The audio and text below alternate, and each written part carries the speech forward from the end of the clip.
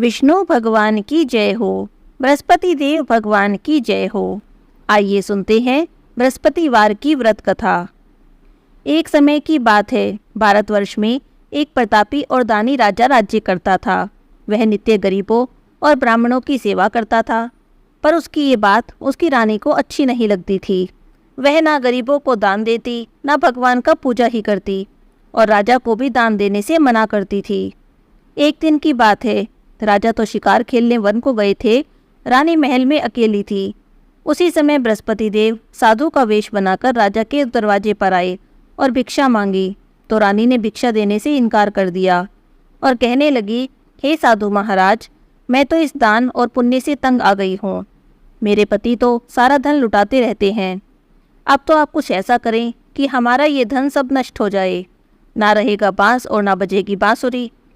तब साधु कहने लगे, देवी तुम तो बड़ी विचित्र हो। संतान और धन से तो कोई भी दुखी नहीं होता, इसे तो सभी चाहते हैं। पुत्र और लक्ष्मी तो पापी के घर में भी होनी चाहिए। यदि तुम्हारे पास अधिक धन है तो भूखे मनुष्यों को भोजन कराओ, प्याऊ बनाओ, धर्मशालाएं बनवाओ, कुंवारी कन्याओं के विवाह कराओ, और भी कई ऐसे काम हैं जिनके करने से तुम्हारा यश लोक परलोक में फैलेगा। परंतु रानी इन सब बातों से खुश नहीं हुई। वह कहने लगी, महाराज आप मुझे मत समझाइए। मुझे ऐसे धन की आवश्यकता नहीं जिसे हर जगह बांटती फिरूं, जिसे रखने में उठाने में मेरा सारा समय नष्ट हो जाए। तब साधु बाबा कहने लगे, हे देवी, यदि तुम्हारी ऐसी ही इच्छा है तो ऐसा ही होगा। तुम ऐसा करना, बृहस्पतिवार के दिन अपने घर को मिट्टी से लीपना, सिर धोकर स्नान करना, कपड़े धोना, और ऐसा करने से आपका सारा धन नष्ट हो जाएगा। ऐसा कहकर साधु महाराज वहाँ से चले गए। साधु के कहे अनुसार रानी को अभी 3 बृहस्पतिवार ही बीते थे कि उनका सारा धन नष्ट हो गया। अब तो भोजन के लिए भी राजा का परिवार तरसने लगा। एक दिन राजा ने अपनी रानी से कहा, हे रानी, तुम तो यहीं पर रहो, मैं दूसरे देश को जाता हूँ। यहाँ पर मुझे सभी लोग जानते हैं, इसीलिए मैं कोई छोटा कार्य नहीं कर सकता। ऐसा कहकर राजा प्रदेश चला गया। वहाँ पर जंगल से लकड़ी काट कर लाता और शहर में बेचता। इस तरह से अपना जीवन व्यतीत करने लगा। इधर राजा के जाते ही रानी और दासी दुखी रहने लगी। एक बार रानी और दासी को 7 दिन बिना भोजन के रहना पड़ा। तब रानी दासी से कहने लगी, हे दासी, पास ही के नगर में मेरी बड़ी बहन रहती है, बड़ी धनवान है, तो उसके पास जा और कुछ अनाज मांग ला। थोड़े समय के लिए गुजर बसर हो जाएगी। दासी रानी की बहन के पास गई। उस दिन गुरुवार का दिन था। रानी की बहन उस समय बृहस्पतिवार की कथा सुन रही थी।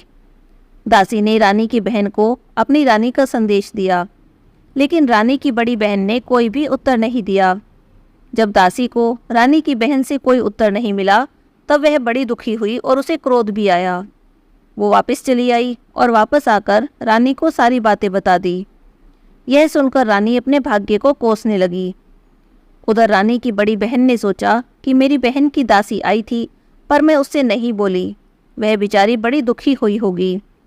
यह सोचकर कथा को सुनकर और पूजा करके वह अपनी बहन के घर गई और कहने लगी, बहन, मैं बृहस्पतिवार की पूजा कर रही थी, तुम्हारी दासी गई थी, पर जब तक कथा होती है तब तक ना तो उठते हैं और ना ही बोलते हैं, इसीलिए मैं नहीं बोली। फिर उसने दासी से पूछा, कहो दासी, क्यों गई थी? तब रानी कहने लगी, बहन, तुमसे तो कुछ भी बात छिपी नहीं है, हमारे घर में खाने को अनाज नहीं था। ऐसा कहते कहते रानी की आंखें भर आई। उसने दासी समेत पिछले 7 दिन से भूखे रहने की सारी बात अपनी बहन को बता दी।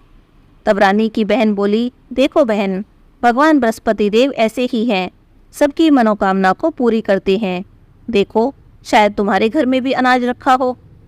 पहले तो रानी को विश्वास नहीं हुआ, पर जब उसकी बहन ने बार बार कहा, तब उसने अपनी दासी को अंदर भेजा, तो उसे सचमुच अनाज से भरा एक खड़ा मिल गया। यह देखकर तो दासी बड़ी हैरान हुई। तब दासी रानी से कहने लगी, हे रानी, जब हमको भोजन नहीं मिलता तब तो हम रोज ही व्रत करते हैं, क्यों न इनसे व्रत और कथा की विधि पूछ ले, तो हम भी इस व्रत को किया करेंगे। तब रानी ने अपनी बहन से बृहस्पतिवार के व्रत के बारे में पूछा। तब उसकी बहन बताने लगी कि बृहस्पतिवार के व्रत में चने की दाल और मुनक्का से भगवान विष्णु का केले की जड़ में पूजन करें, दीपक जलाएं, व्रत कथा सुने और पीला भोजन करें। ऐसा करने से बृहस्पति देव प्रसन्न होते हैं। व्रत और पूजा की विधि बताकर रानी की बहन अपने घर लौट गई। 7 दिन बाद जब गुरुवार आया तब रानी और दासी दोनों ने व्रत रखा। गुड़साल में जाकर चना और गुड़ ले आई। फिर उससे केले की जड़ और विष्णु भगवान का पूजन किया। अब भोजन पीला कहाँ से आए, इस बात को लेकर दोनों बड़ी दुखी हुई। पर क्योंकि उन्होंने व्रत किया था इसीलिए बृहस्पति देव उनसे प्रसन्न थे। एक साधारण व्यक्ति का रूप धारण कर 2 थालों में सुंदर पीला भोजन लेकर आए और दासी को दे दिया। भोजन पाकर दासी बड़ी खुश हुई और फिर उसने रानी के साथ मिलकर भोजन किया। इसके बाद तो वे हर गुरुवार को व्रत और पूजा करने लगी। बृहस्पति भगवान की कृपा से फिर से उनके पास धन हो गया। रानी फिर पहले की तरह ही आलस्य करने लगी। तब दासी ने कहा, देखो रानी, तुम पहले भी ऐसे ही आलस्य करती थी। तुम्हें धन के रखने में कष्ट होता था, इसी कारण सारा धन नष्ट हो गया था। अब बृहस्पति भगवान की कृपा से धन मिला है तो तुम फिर से आलस्य करती हो। अब तो हमें बड़े दान पुण्य करने चाहिए, भूखे मनुष्यों को भोजन कराना चाहिए और धन को शुभ धन कर्मों में खर्च करना चाहिए, जिससे तुम्हारा कुल का यश बढ़ेगा, स्वर्ग की प्राप्ति होगी और पितृ प्रसन्न होंगे। दासी की बात मानकर रानी अपना धन शुभ कार्यों में खर्च करने लगी। पूरे नगर में उसका यश फैलने लगा। उधर राजा दुखी होकर जंगल में एक पेड़ के नीचे आसन जमाकर बैठ गया और अपनी दशा को याद कर करके रोने लगा। बृहस्पतिवार का दिन था। बृहस्पति भगवान साधु के रूप में उसके सामने आए और लकड़हारे से बोले, हे लकड़हारे, इस सुनसान जंगल में चिंता में मग्न क्यों बैठे हो? तब लकड़हारे ने दोनों हाथ जोड़कर प्रणाम किया और कहने लगा, हे साधु बाबा, आप तो सब कुछ जानने वाले हो, मैं आपसे क्या कहूँ। इतना कहकर रोने लगा और साधु को सारी बात बता दी। तब साधु ने कहा कि देखो, तुम्हारी स्त्री ने बृहस्पतिवार के दिन बृहस्पति भगवान का निरादर किया था, जिससे रुष्ट होकर तुम्हारी यह दशा हो गई है। अब तुम चिंता को दूर करो, मेरे कहने पर चलो तो तुम्हारे सब कष्ट दूर हो जाएंगे। भगवान तुम्हें पहले से भी अधिक संपत्ति देंगे। तुम बृहस्पतिवार का व्रत किया करो और कथा पढ़ा करो। 2 पैसे के चने मुलक्का लाकर उनका प्रसाद बनाओ और शुद्ध जल से लोटे में शक्कर मिलाकर अमृत तैयार करो। कथा के बाद सारे परिवार और सुनने वाले प्रेमियों में अमृत और प्रसाद बांटकर खुद भी ग्रहण करो। ऐसा करने से भगवान तुम्हारी सभी मनोकामनाएं पूरी करेंगे। साधु की बातें सुनकर लकड़हारा कहने लगा, हे प्रभु, मुझे लकड़ी बेचकर इतना पैसा नहीं मिलता जिससे भोजन के बाद कुछ बचा सकूं। मैंने रात्रि में अपनी रानी को व्याकुल देखा है। मेरे पास तो कुछ भी नहीं जिससे उसकी खबर तो मंगा सकूं। और वैसे भी बृहस्पतिवार के दिन मैं कौन सी कहानी कहूँ ये भी मुझे नहीं पता है। तब साधु ने कहा, लकड़हारे, तुम किसी बात की चिंता मत करो। बृहस्पतिवार के दिन रोजाना की तरह लकड़ियाँ लेकर जाओगे तो तुम्हें रोज से दुगना धन मिलेगा, जिससे तुम भली भांति भोजन भी कर लोगे और पूजा का सभी सामान भी आ जाएगा। और बृहस्पति देव की कहानी इस प्रकार से है। ऐसा कहकर साधु बाबा लकड़हारे को बृहस्पति देव की कहानी सुनाने लगे। बहुत समय पहले की बात है। एक ब्राह्मण था, बहुत ही निर्धन था। उसके कोई संतान भी नहीं थी। उसकी स्त्री बहुत मलिनता के साथ रहती थी। वह कभी स्नान न करती, देवता का पूजन न करती। इस बात से ब्राह्मण देवता बड़े दुखी थे। बेचारे बहुत कुछ कहते थे, परंतु उसका कुछ भी परिणाम नहीं निकलता था। भगवान की कृपा से ब्राह्मण की स्त्री के कन्या रूपी रत्न पैदा हुआ। वह कन्या बड़ी होने पर प्रातःकाल स्नान करके विष्णु भगवान का जाप और बृहस्पतिवार का व्रत करने लगी। अपने पूजा पाठ को समाप्त करके विद्यालय जाती तो अपनी मुट्ठी में जौ भर कर ले जाती और पाठशाला के मार्ग में डालती जाती। तब ये जो स्वर्ण के हो जाते तो लौटते समय इनको बीनकर घर ले आती। एक दिन वह बालिका सूप में उन सोने के जौ को फटककर साफ कर रही थी। तब उसके पिता ने देख लिया और कहने लगे, हे बेटी, सोने के जौ को फटकने के लिए तो सूप भी सोने का होना चाहिए। दूसरे दिन बृहस्पतिवार था। इस कन्या ने व्रत रखा और बृहस्पति देव से प्रार्थना की कि मैंने आपकी पूजा सच्चे मन से की है तो मेरे लिए सोने का सूप दे दो। बृहस्पति देव ने उसकी प्रार्थना स्वीकार कर ली। रोजाना की तरह वह कन्या जौ फैलाती हुई जाने लगी। जब लौटकर जौ बीन रही थी तो बृहस्पति देव की कृपा से सोने का सूप मिला। उसे लेकर वह घर आ गई और उसमें जौ साफ करने लगी, परंतु उसकी माँ का तो वही ढंग था। एक दिन की बात है, वह कन्या सोने के सूप में जौ साफ कर रही थी। उसी समय उस शहर का राजपुत्र वहां से होकर निकला। इस कन्या के रूप और कार्य को देखकर मोहित हो गया और अपने घर जाकर भोजन और जल त्याग कर उदास होकर लेट गया। जब राजा को इस बात का पता चला तो अपने प्रधानमंत्री के साथ उसके पास गए और कहने लगे, हे बेटा, तुम्हें किस बात का कष्ट है? किसी ने तुम्हारा अपमान किया है या और कोई कारण है? मुझसे कहो, मैं वही कार्य करूँगा जिससे तुम्हें प्रसन्नता हो। अपने पिता की राजकुमार ने बातें सुनी तो वो कहने लगा, मुझे आपकी कृपा से किसी बात का दुख नहीं है, किसी ने मेरा अपमान भी नहीं किया है, पर मैं उस लड़की से विवाह करना चाहता हूँ जो सोने के सूप में जौ साफ कर रही थी। यह सुनकर तो राजा आश्चर्य में पड़ा और कहने लगा, हे बेटा, इस तरह की कन्या का पता तो तुम ही लगाओ, मैं उसके साथ तेरा विवाह अवश्य ही करवा दूंगा।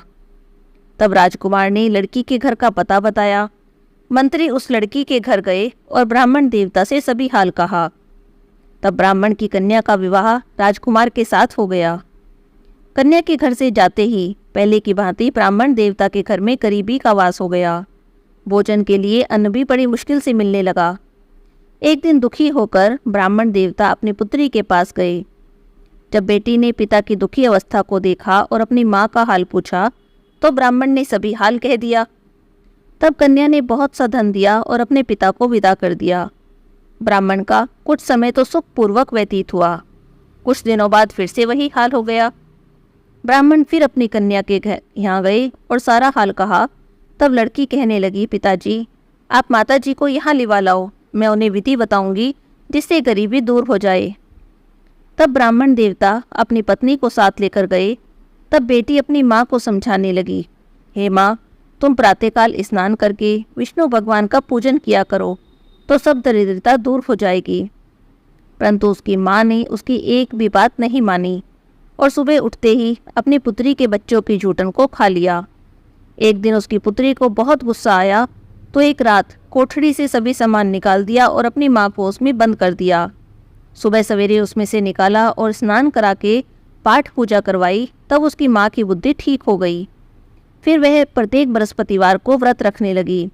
इस व्रत के प्रभाव से उसकी माँ बहुत ही धनवान हो गई, पुत्रवान हो गई। बृहस्पति जी के प्रभाव से ब्राह्मण ब्राह्मणी इस लोक के सुख भोग कर स्वर्ग को प्राप्त हुए। बोलिए विष्णु भगवान की जय हो, बृहस्पति देव भगवान की जय हो। इस तरह कहानी कहकर साधु बाबा वहाँ से अंतर्ध्यान हो गए। धीरे धीरे समय बीता और बृहस्पतिवार का दिन आया। लकड़हारा जंगल से लकड़ी काटकर शहर में बेचने गया। उस दिन उसे और दिन से अधिक पैसे मिले। राजा ने चना गुड़ लाकर गुरुवार का व्रत किया, बृहस्पति भगवान की पूजा की। उस दिन से उसके सभी कलेश दूर हो गए। पर जब दोबारा गुरुवार का दिन आया तब व्रत करना भूल गया। इस कारण बृहस्पति भगवान नाराज हो गए। उस दिन उस नगर के राजा ने विशाल यज्ञ का आयोजन किया और शहर में घोषणा करा दी कि कोई भी मनुष्य अपने घर में भोजन नहीं बनावे, ना आग जलावे। सब लोग मेरे यहाँ भोजन करने आए। इस आज्ञा को जो ना मानेगा उसे फांसी की सजा दी जाएगी। इस तरह की घोषणा संपूर्ण नगर में करवा दी गई। राजा की आज्ञा के अनुसार शहर के सभी लोग भोजन करने आए, लेकिन लकड़हारा कुछ देर से पहुंचा। इसीलिए राजा उसे अपने साथ अपने घर ले गए और ले जाकर भोजन कराने लगे तो रानी की दृष्टि उस खूंटी पर पड़ी जिस पर कि उसका हार लटका हुआ था। वह हार उसे वहां पर दिखाई नहीं दिया। तब रानी ने सोचा कि मेरा हार इसी मनुष्य ने चुराया है। उसी समय सिपाही बुलाकर उसको कारागार में डलवा दिया।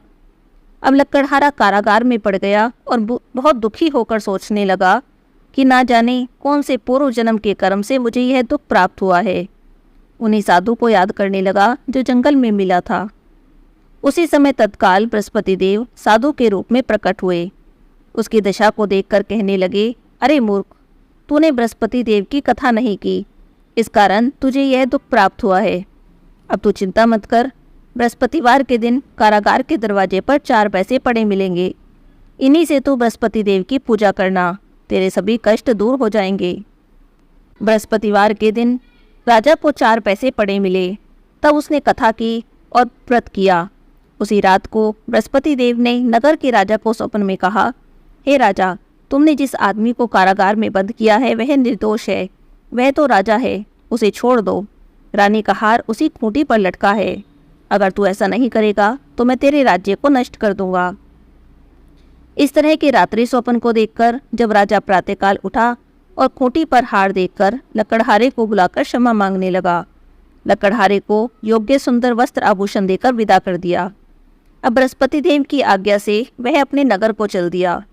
जब वह अपने नगर के निकट पहुंचा तब तो उसे बड़ा आश्चर्य हुआ। नगर में तो पहले से अधिक बाग, तालाब, कुएं, बहुत सी धर्मशाला, मंदिर बने हुए थे। तब राजा पूछने लगा, यह किसका बाग है, किसकी धर्मशाला है? तब नगर के सब लोग कहने लगे, ये सब रानी और दासी के हैं। तब राजा को आश्चर्य हुआ और गुस्सा भी आया। जब रानी ने खबर सुनी कि राजा आ रहे हैं तब उन्होंने दासी से कहा, दासी देखो, राजा हमको कितनी बुरी हालत में छोड़ गए थे। हमारी ऐसी हालत देखकर वह लौट न जाएं, इसीलिए तुम दरवाजे पर खड़ी हो जाओ। आज्ञा के अनुसार दासी दरवाजे पर खड़ी हो गई। राजा आए तो उन्हें अपने साथ ले आई। तब राजा ने क्रोध करके अपनी रानी से पूछा, बताओ यह धन तुम्हें कैसे प्राप्त हुआ है? तब वह कहने लगी, हमें यह धन बृहस्पति देव के व्रत के प्रभाव से प्राप्त हुआ है। तब राजा ने निश्चय किया कि 7 रोज बाद तो सभी बृहस्पति देव का पूजन करते हैं, पर मैं रोज पूजा किया करूँगा। दिन में 3 बार कहानी कहा करूँगा और रोज व्रत किया करूँगा। अब तो हर समय राजा के दुपट्टे में चने की दाल बंधी रहती और दिन में 3 बार कहानी कहता। एक दिन राजा ने सोचा, चलो अपनी बहन के यहाँ हो आए। इस तरह सोचकर राजा घोड़े पर सवार हो अपनी बहन के यहाँ चला गया। मार्ग में उसने देखा कि कुछ आदमी एक मुर्दे को लिए जा रहे हैं।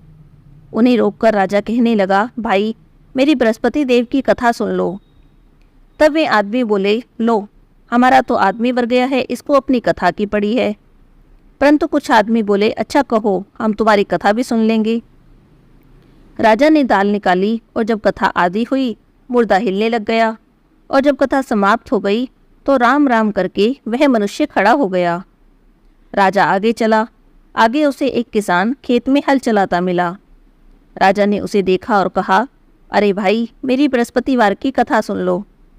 किसान कहने लगा, जब तक तेरी कथा सुनूंगा तब तक तो 4 हरैया जोत लूँगा। तू जा अपनी कथा किसी और को सुना दे। राजा आगे चलने लगा। राजा के हटते ही बैल पछाड़ खाकर गिर गए और किसान के पेट में बड़ी जोर का दर्द होने लगा। उसी समय उसकी माँ रोटी लेकर आई।